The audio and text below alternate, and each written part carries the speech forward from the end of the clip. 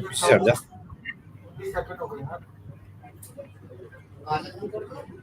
नमस्कार, the federal देश में आपका स्वागत है। और अब हम बात करने के लिए आए हैं जो बड़ी खबर आई रही है कि भारत और पाकिस्तान के बीच सीज फायर की घोषणा हो गई है। थोड़ी देर पहले विदेश सचिव उन्होंने एक प्रेस कॉन्फ्रेंस किया है, उसमें एक बयान पढ़ा है।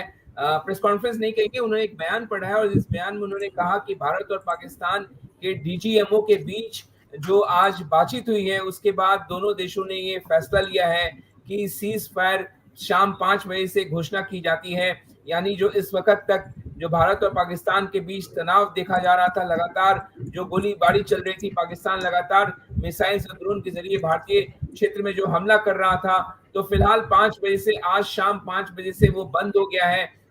एक राहत की खबर, खासतौर से उनके लिए ये राहत की खबर है जो इंटरनेशनल बॉर्डर के पास रहते हैं, चाहे वो एलओसी के पास रहते हैं, क्योंकि काफी जान माल का नुकसान हमने देखा है। पाकिस्तान की तरफ से जिस तरीके से शेलिंग की गई, ड्रोन के जरिए हमला किया गया, निर्दोष लोगों की जाने गई है। कल देर रात भी पाकिस्तान जिस तरीके से मिसाइल और ड्रोन दाग रहा था, कई हरियाणा तक रिहायशी इलाकों में और पंजाब में कई जगह के लोगों के घर पे वो ड्रोन गिरा है। और साथ ही साथ आपको बता दें, धार्मिक स्थलों को भी नुकसान पहुंचा गया।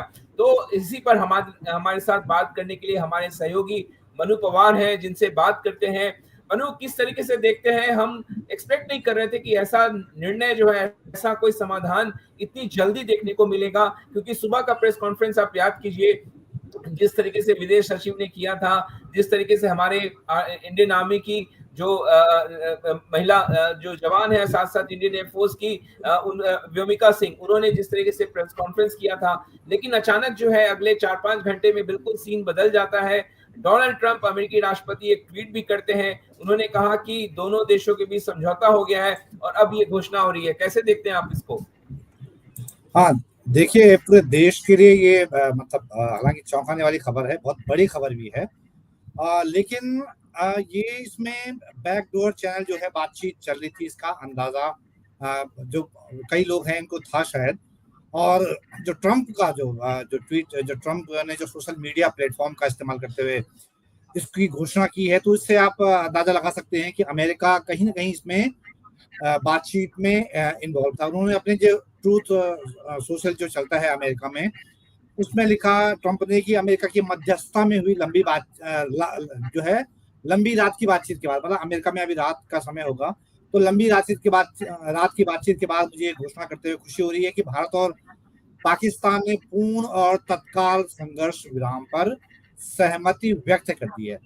ट्रंप ने यह भी लिखा कि दोनों देशों को सामान्य समझदारी और शानदार बुद्धिमत्ता दिखाने के लिए बधाई और इस मामले पर ध्यान देने के लिए धन्यवाद।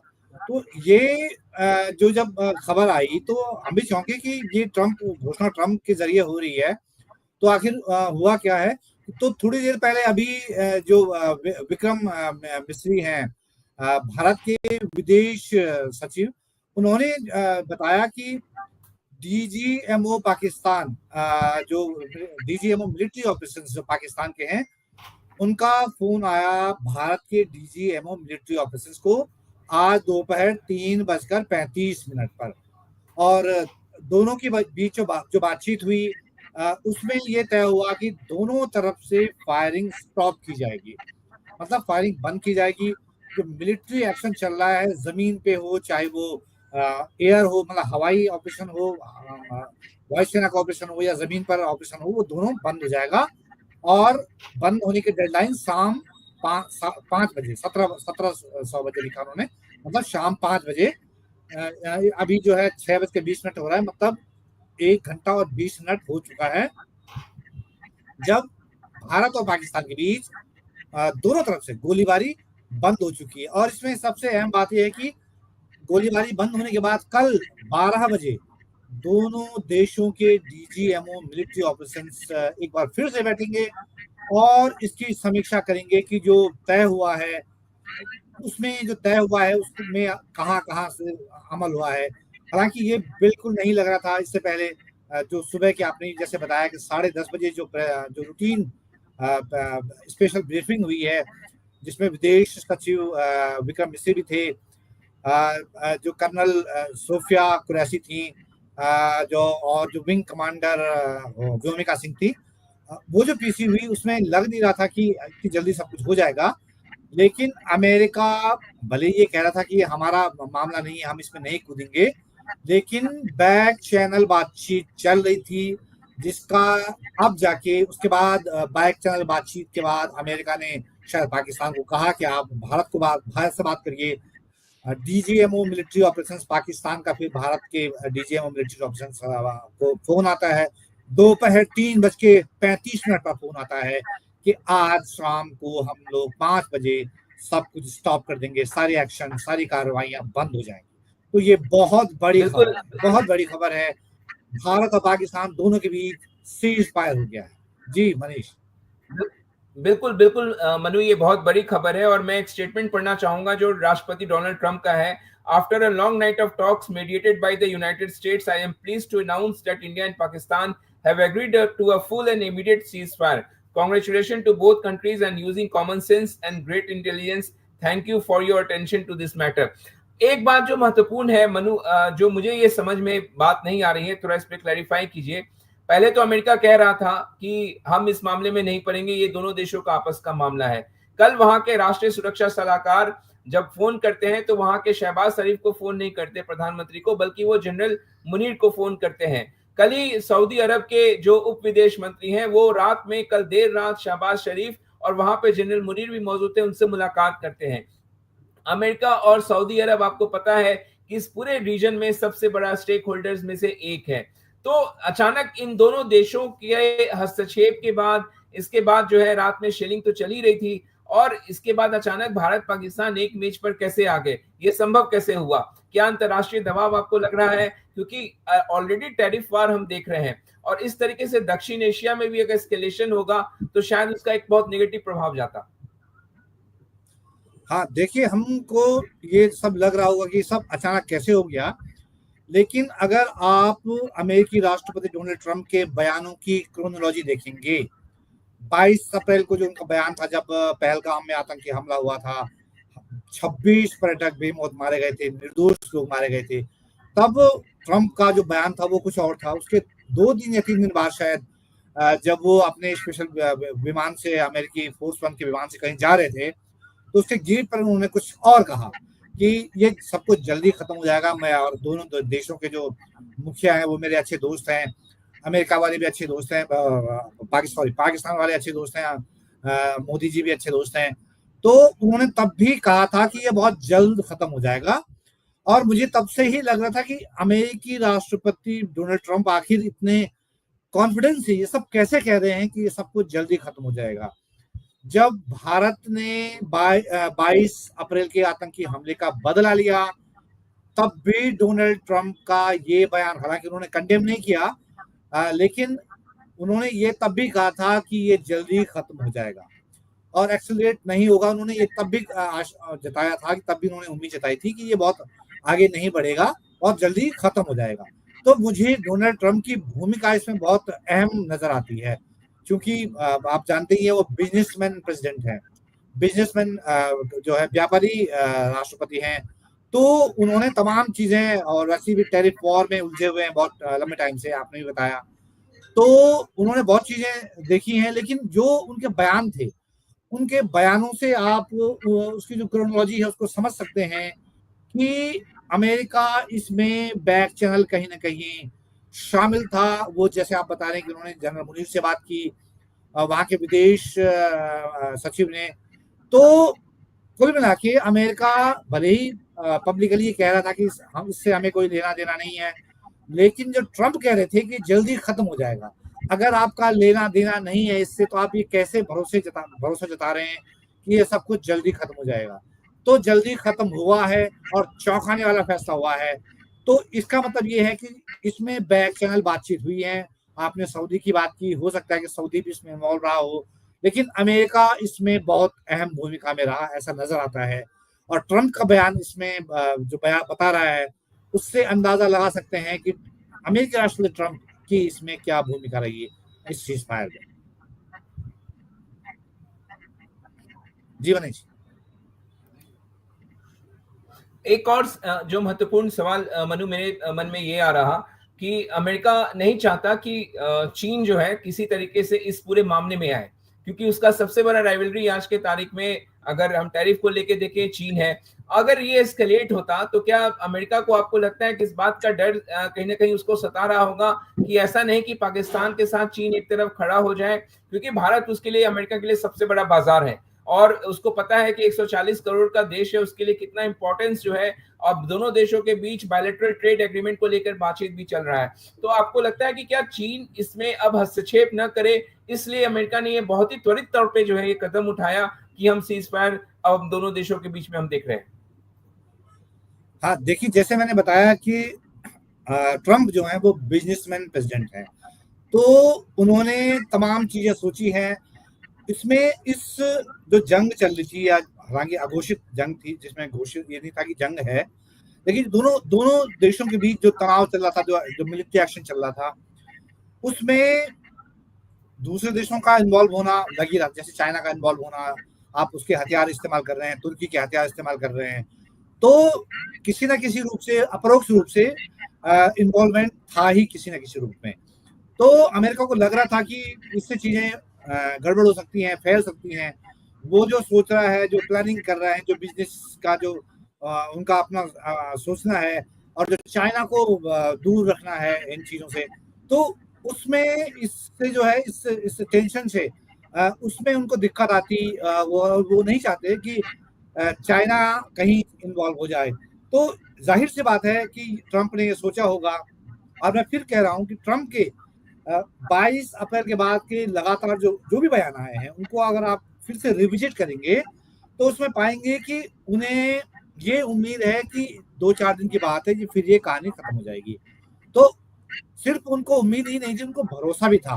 तो उनको ये भरोसा जो था वो उनकी स्ट्रैटेजी का हिस्सा था। और जो उनकी स्ट्रैटेजी थी, उन्होंने पाकिस्तान को भी कहा कि भाई इसे आगे नहीं बढ़ना चाहिए, क्योंकि पाकिस्तान भी जब जब भारत ने 7 तारीख को अटैक किया, जब भारत ने बदला लिया 22 अप्रैल का, तो तब भी ये कहा गया था पाकिस्तान की तरफ से कि भाई अगर भारत एक्सीलेट ना करे तो हम भी जो है चुप हो जाएंगे, हम नहीं करेंगे। तो उससे अंदाजा लग रहा था कि एक प्रेशर तो है कहीं ना कहीं। तो वो जो भूमिका है चाइना को लेके, जो आशंकाएं हैं, वो अपनी जगह सही है। और हो सकता है कि अमेरिका ने इसीलिए सोचा होगा कि ये ज्यादा ना फैले और चाइना की को इसमें ज्यादा इन्वॉल्व करने की वो संभावना ना बढ़ जाए, तो इसलिए इस मामले को यहीं खत्म करना ठीक रहेगा। जी मनीष। मैं फिर से अपने दर्शकों के लिए जो इस वक्त हमारे साथ जुड़े हैं उनको मैं बताना चाहूंगा किस तरीके से फॉरेन सेक्रेटरी जो हमारे विक्रम मिस्री है, उन्होंने क्या स्टेटमेंट पढ़ा है। मैं अंग्रेजी में एक बार बता दूं। Pakistan director general of military operation called Indian DGMO at 15:35 यानी 3:35 पर अर्लियर दिस आफ्टरनून, यानी आज दोपहर में पाकिस्तान के डीजीएमओ ने भारत के डीजीएमओ को कॉल किया। It was agreed between them that the both sides will stop all firing and military action on land and in the air and in the sea with effect from 17 hours Indian Standard Time, यानी आज शाम 5 बजे से Manu cease fire दोनों DGMO ने agree किया कि जल हो, नभ हो, आकाश हो, सभी जगह सीज फायर किया जाता है इमीडिएट शाम 5 बजे से। Today instruction have been given on the both sides to give effect to this understanding, और the Director General of Military Operation will again on the 12th of the May at 12 दिन में दोपहर 12 बजे जो है आपस में बात करेंगे। ये बहुत ही, क्योंकि जिस समय ये प्रेस कॉन्फ्रेंस के लिए आपको ध्यान होगा, ये मैसेज आया विदेश मंत्रालय की ओर से कि आज शाम में 6 बजे प्रेस कॉन्फ्रेंस होगा, तो उस समय तक कहीं ना कहीं, और क्योंकि आज आपको याद होगा दिन में भारत सरकार की तरफ से कहा गया कि अगर पाकिस्तान कोई भी आतंकी कार्रवाई अगर भारत की भूमि पर करता है तो उसको एक्ट ऑफ वॉर माना जाएगा, उसको युद्ध माना जाएगा। तो क्या आपको लगता है कि पाकिस्तान को इस बात का डर सता रहा था कि इससे कोई भी कार्रवाई अगर अब होती है, अगर एक्ट ऑफ वॉर उसको भारत मान के चल रहा है, तो शायद उसको बहुत बड़ा खामियाजा उठाना पड़ेगा, जिसके चलते पाकिस्तान जो है वो टेप मेज पर आके अब बातचीत करने के लिए तैयार हुआ है? मनु, देखिए, पाकिस्तान बड़ी जंग को वहन नहीं कर सकता था। ये उसे भी पता था, इसकी हकीकत उसे भी पता था। लेकिन जब भारत ने 7 अप्रैल को उसके घर में घुस के, मतलब उसके उनके जो ठिकाने थे उनको स्ट्राइक करके वहां तबाह किया, जो आतंकी शिविर चल रहे थे। और जो उसके कब्जे वाले कश्मीर में जो आतंकी शिविर चल रहे थे उनको टारगेट किया। तो पाकिस्तान जो घरेलू प्रेशर होता है ना, उसको मतलब वो करने के लिए उसको जवाब देना, उसको लगा कि फजीहत हो गई, उसकी बेइज्जती हो गई। एक तो ये कि वो फिर से एक्सपोज हो गया, कि पूरी दुनिया में एक्सपोज हो गया कि उसके यहाँ आतंकी अड्डे अभी भी चल रहे हैं। ओसामा वाला जो प्रकरण है वो तो दुनिया को पता ही था। अब जो भारत ने उसके आतंकी ठिकानों को नष्ट किया और मसूद अजहर के जो 10 परिवारजन उसमें मारे गए और 4 सहयोगी उसमें मारे गए, तो इस बात की फिर पुष्टि हो गई कि पाकिस्तान की शह पर वहां अभी भी आतंकी शिविर चल रहे हैं और भारत ने उन्हीं शिविरों को टारगेट करके पाकिस्तान को एक बार फिर से दुनिया के सामने एक्सपोज कर दिया। तो पाकिस्तान एक्सपोज हो गया, लेकिन चूंकि भारत ने उसके घर में मारा है, उसके शिविरों 9 जगह पे उसको टारगेट किया है और आतंकी शिविरों को नष्ट किया है, तो पाकिस्तान का जो घरेलू जो दबाव था वो जो है उसको मजबूर किया होगा कि भाई जिसको जवाब देना है। और उसने जवाब क्या देना है, जवाब तो खैर हमने दिया, लेकिन उसने फिर उसे आगे बढ़ाया, उसने एक्सीलेट किया और उसने चीजें को आगे बढ़ाया और फिर ऐसी अराजकता फैल गई कि उससे संभाल नहीं पाई। तो वो जो है वो समझता है कि वो जंग भारत के मुकाबले कहीं वो टिकता नहीं है अगर वो बड़े लेवल की जंग होती है। ये जो मिलिट्री एक्शन था उसे भी पता है कि वो भारत के सामने कहीं टिकता नहीं है। पाकिस्तान का जो पावर सेंटर है, जिस इलाके में, जिस प्रांत में, पंजाब, वहां जो है पहली बार टारगेट हुआ है। इतने बड़े सारे शहर वहां के टारगेट हुए, सियालकोट हुआ है, बहावलपुर हुआ है, जो है मुनीर के हुआ है। तो जो वहां के जो पावर सेंटर टारगेट हुए हैं, पाकिस्तान रावलपिंडी हुआ है, कराची हुआ है, लाहौर हुआ है। तो पाकिस्तान को इसका अंदाजा तो हो गया था कि ये जंग अगर आगे खिसकी, कुछ दिन और चली, तो हम भारत के हमलों का जवाब नहीं दे पाएंगे, भारत के सामने टिक नहीं पाएंगे। तो उसने रास्ता ढूंढा कि किसी तरह कोई बीच में दखल दे दे। और अमेरिका तो खैर लगातार इस पर नजर रखे हुए था, वो पहले भी कह रहा था कि 2 परमाणु ताकतें हैं और हम इस पे नजर रखे हुए, ऐसे नहीं छोड़ सकते इस मामले को। तो पाकिस्तान भी चाह रहा था कि किसी तरह से बीच का रास्ता निकल जाए और गनीमत ये रही कि वो अमेरिका जो है तनाव कम करने में बीच में कूद पड़ा और उसने फिर जो है रास्ता निकाला और इस तरह से बात कर। तो पाकिस्तान को इसका इल्म था कि अगर चीजें आगे खिंचती है, लंबी खिंचती हैं, तो वो उसके लिए नुकसानदेह होती। मनीष, एक और मेरे मन में जो सवाल आ रहा है मनु, इस पे थोड़ा सा रोशनी डालिए कि आपको याद है कल आईएमएफ की बैठक थी, आईएमएफ बोर्ड की बैठक थी, जिसमें पाकिस्तान को आर्थिक मदद देने को लेकर उसमें बड़ा निर्णय लेना था। भारत ने उसमें वोट करने से एब्सटेन किया, भारत ने उसमें भाग नहीं लिया। आपको पता है कि भारत लगातार ये कहता रहा कि पाकिस्तान जो वहां से कर्ज ले रहा है उसको टेरर जो फंडिंग उस पे उसका इस्तेमाल कर रहा है। तो आपको क्या लगता है कि भारत ने वहां पे एब्सटेन करके, क्या कोई सॉफ्ट के पहले से नेगोशिएशन चल रहा था दोनों देश के बीच, बैकडोर जो चैनल में बातचीत चल रही थी, जिसके कारण भारत ने बहुत ज्यादा कड़ा रुख नहीं रखा?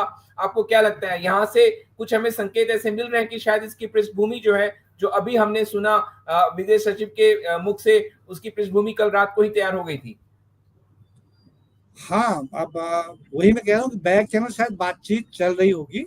अब ये इतने बड़े लेवल की बातचीत होती है कि सॉरी, कि वो पब्लिक नहीं होती, लेकिन बातचीत चल रही थी। और इसका क्योंकि अमेरिकी राष्ट्रपति ट्रंप का खुद कहना कि भाई हम पूरी रात तक बातचीत करते रहे और आखिर इसका जो है हल निकला, तो इसका मतलब बातचीत चल रही थी। वो अचानक ही बातचीत नहीं हुई होगी, बातचीत चल रही होगी और बीच का रास्ता निकाला जा रहा होगा। वो जो है अमेरिकी राष्ट्रपति ट्रंप ने यह भी कहा था कि अगर तनाव कम करने में वो किसी तरह की मदद कर सकते हैं तो करेंगे। और कारगिल युद्ध के समय भी जो है जो भारत और पाकिस्तान के बीच संघर्ष हुआ था, उसमें भी अमेरिका ने वहां पे भी कूटनीतिक दबाव बनाने में अहम भूमिका निभाई थी।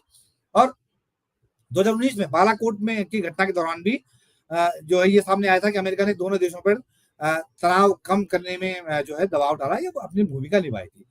तो बैक चैनल बातचीत चल रही थी। और जो वर्ल्ड बैंक IMF वाला आप बता रहे हैं, उसमें शायद वो उस बातचीत का उस पर साया पड़ा है। और वो क्योंकि अमेरिकी राष्ट्रपति बातचीत का ऐसा नहीं होगा कि एक ही दिन में बातचीत हो गई, बातचीत चल रही होगी, बैकडोर बातचीत चल रही होगी, और उसका असर उसमें भी दिखा कि जो पाकिस्तान को मदद मिलनी थी वहां से। तो मतलब ये लगता है मुझे कि हाँ, बैक चैनल बातचीत होती रही, इस बीच जो है एक्शन भी हो रहा था। तो लेकिन उसमें जो पर्दे के पीछे चीजें हैं, पर्दे के पीछे जो ताकतें हैं, उनकी भी अहम भूमिका रही है, और उससे लग रहा है। मनीष। बिल्कुल मनु, आप सही कह रहे हैं, क्योंकि देखिए भारत जिस समय आज के डेट में अगर अमेरिका का स्ट्रेटेजिक पार्टनर है, आर्थिक पार्टनर है, भारत से पहले सबसे नजदीकी अगर अमेरिका की थी तो वो पाकिस्तान के साथ थी। और अमेरिका भी इस बात को कंसीड किया, और लगातार पाकिस्तान ये विक्टिम कार्ड प्ले करता है कि हम सबसे बड़े टेररिज्म के शिकार हैं।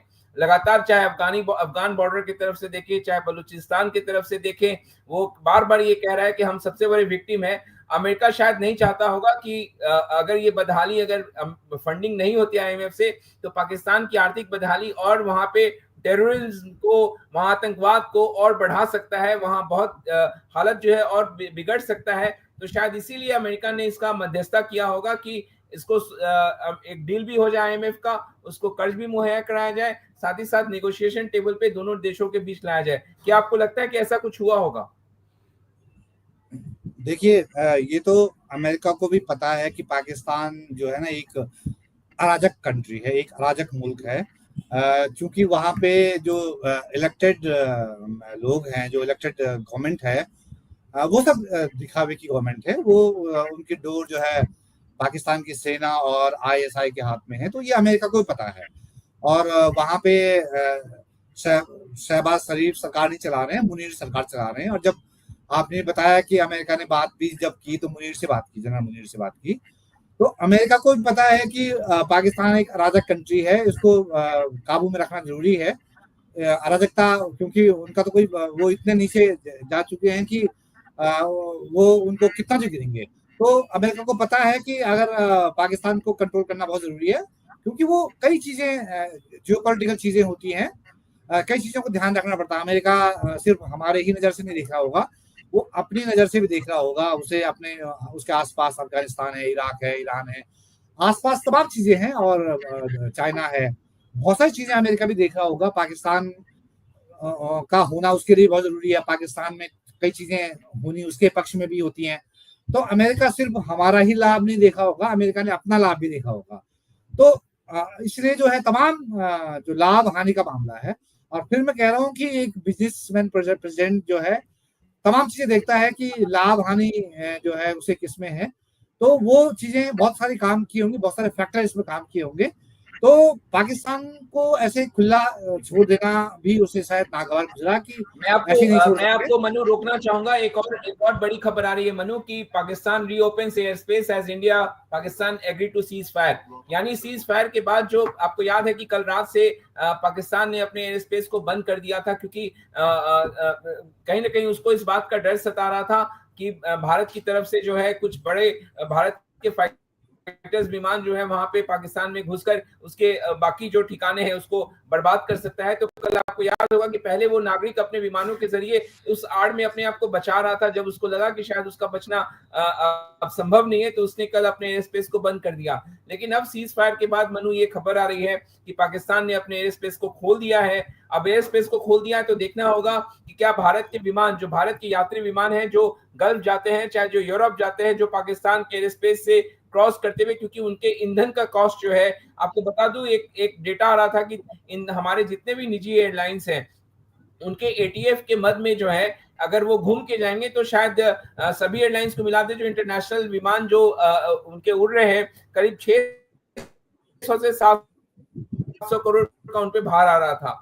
सभी को अगर मिला दे, तो इंडिगो को मिला दे, एयर इंडिया को मिला दे, सभी एयरलाइंस को मिला दे, तो एयर स्पेस भी खुल गया है, जो कि शायद एयरलाइंस भी राहत महसूस कर रहे होंगे। लेकिन एक और महत्वपूर्ण आपको बता दे मनु, जो विदेश मंत्री हैं, उन्होंने ट्वीट किया है, India and Pakistan have today worked out an understanding on stoppage of firing and military action.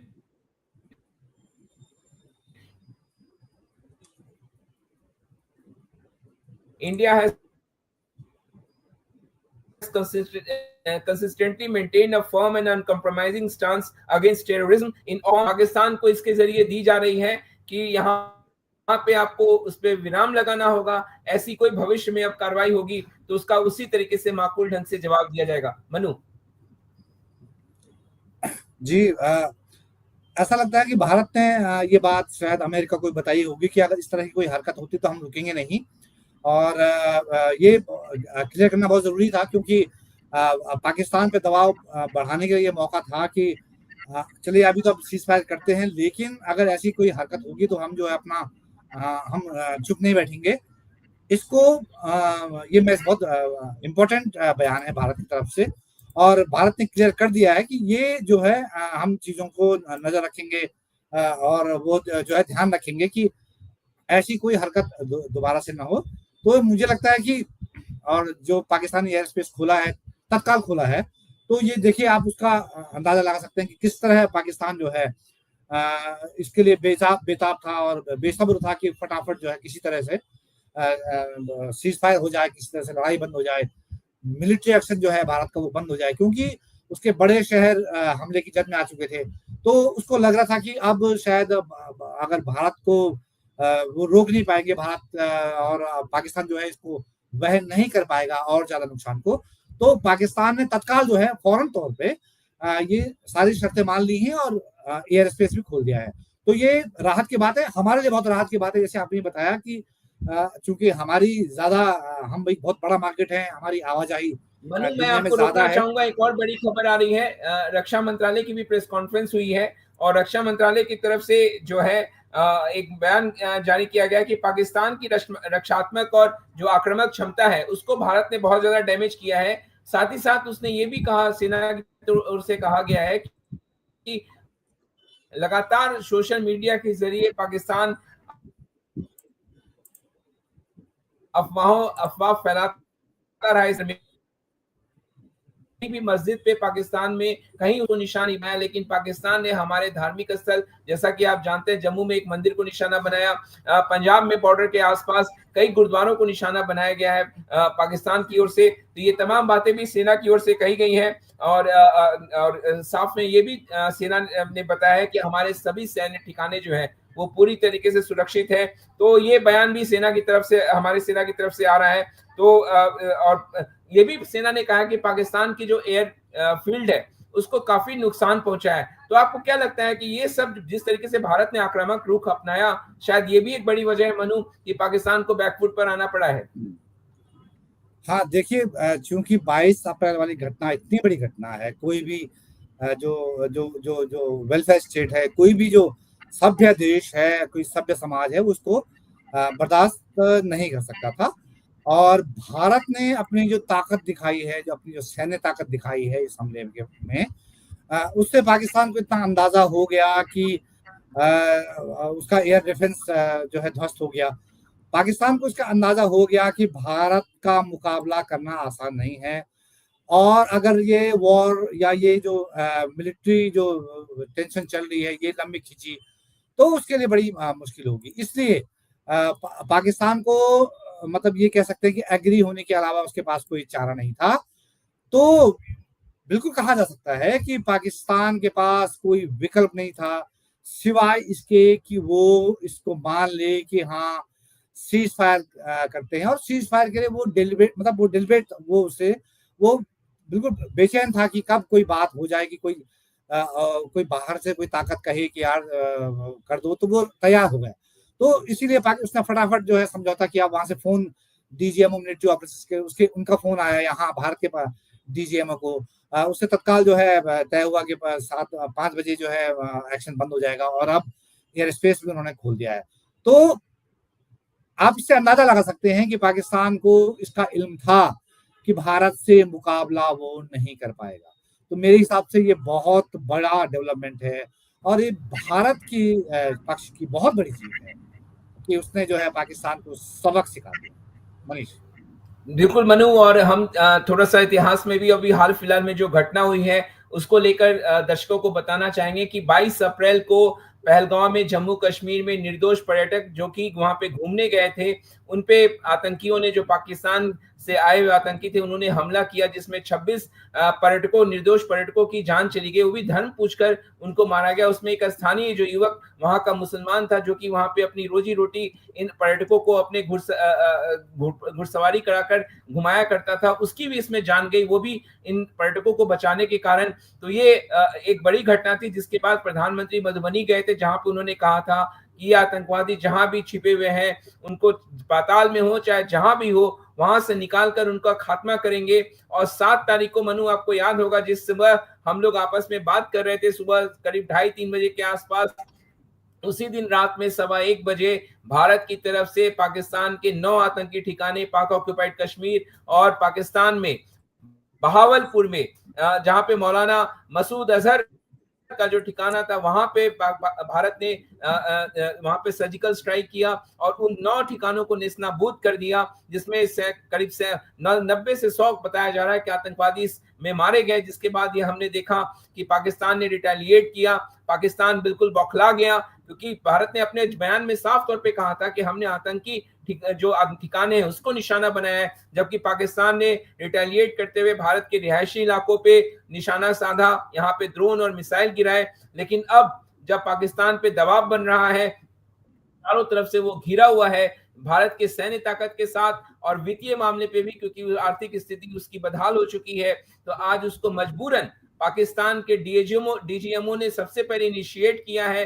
3:30 के आसपास भारत के डीजीएमओ से संपर्क किया, इसके बाद दोनों देशों के बीच बातचीत होती है और शाम 5 बजे से सीज फायर जो है वो लागू हो जाता है और एक बार दोनों देशों के डीजीएमओ फिर से बैठेंगे और कल बात करेंगे। मनु, मेरा सवाल ये कि क्या लगता है आपको, पाकिस्तान यहां से आतंकवाद जो भारत में एक्सपोर्ट कर रहा है वो बंद करेगा या वो ऐसे ही बना रहेगा?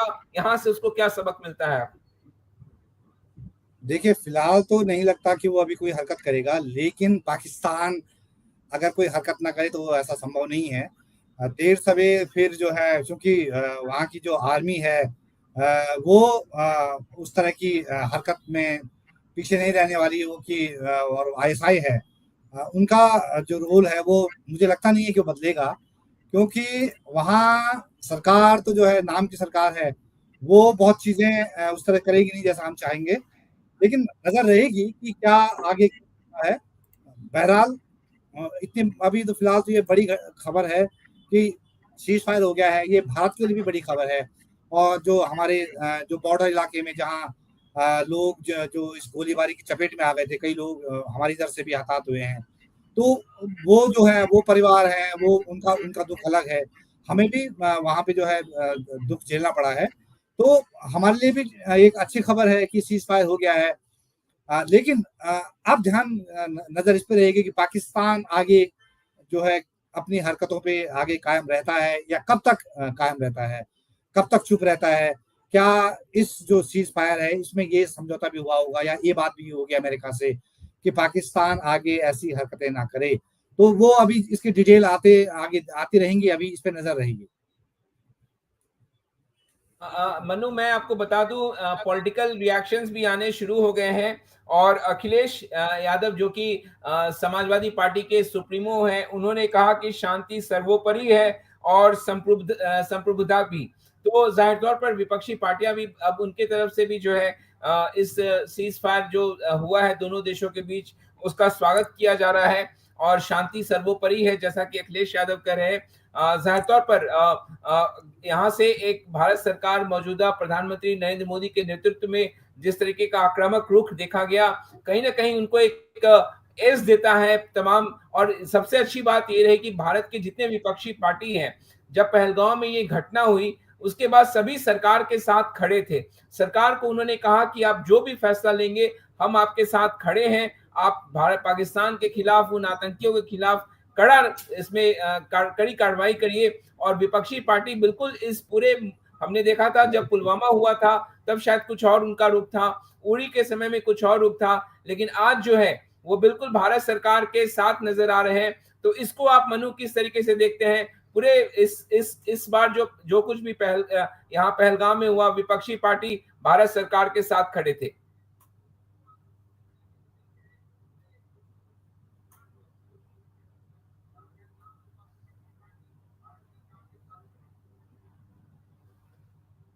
मनु मेरा सवाल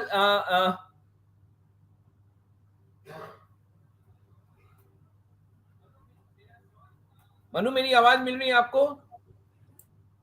हाँ अब आ रही है, बताइए। जी, मनु मेरा सवाल ये था कि अखिलेश यादव की तरफ से ट्वीट किया गया है और उन्होंने कहा कि शांति सर्वोपरि है और देश की संप्रभुता भी। तो क्या लगता है कि विपक्षी पार्टियां जिस तरीके से इस बार भारत सरकार के हर कदम के साथ खड़ी नजर आ रही थी, तो इसको आप किस तरीके से देखते हैं? क्योंकि उनकी तरफ से भी अब बयान आना शुरू हो गया है, वो भी शांति का स्वागत कर रहे हैं, सीज फायर का स्वागत कर रहे हैं। भाई देखिए, ये अच्छी बात है, और चूंकि इस मामले में विपक्ष ने भी सरकार का साथ दिया था और एक सुर में कहा था कि सब लोग सरकार के साथ है, जो भी वो कदम उठाए सरकार के साथ है, सेना के साथ हैं।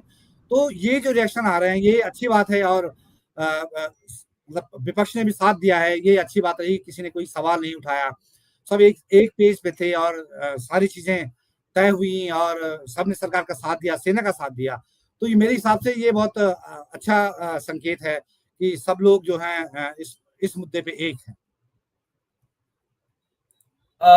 मनु आपके साथ बातचीत हुई और जाहिर तौर पर देशवासियों के लिए एक राहत की खबर है और पूरे दक्षिण एशियाई क्षेत्र के लिए, और अगर हम कहें एशिया और साथ साथ पूरे विश्व के लिए राहत की खबर है कि दो जो दक्षिण एशिया के सबसे मजबूत देश हैं, दोनों के बीच जो तनाव बढ़ता हुआ नजर आ रहा था, जिसका प्रभाव पूरे इस क्षेत्र पे रीजन पे पड़ता, वहां पे दोनों देशों ने सीज फायर के लिए अब आपस में सहमति दोनों देशों के बीच हो गई है।